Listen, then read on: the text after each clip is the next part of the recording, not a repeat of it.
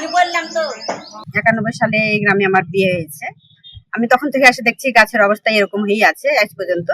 আমার শাশুড়ি মাকে জিজ্ঞাসা করলে আমার শাশুড়ি মা তাই বলে যে আমরা বিয়ে হয়ে আসার পর থেকে দেখছি গাছের অবস্থা এরকম হয়ে আছে, কোনো ছোট দেখিনি আমরা। এই গাছটার নাকি 500 বছরের ঐতিহ্যপূর্ণ গাছ। এই গাছটা দেখার জন্য অনেক দূর দূরান্ত থেকে অনেক মানুষ আসে, সবাই এই গাছটা দেখে যায়। এটা একটা প্রাচীন ঐতিহ্য। এটা আমার অনেক দিনের কৌতূহল ছিল।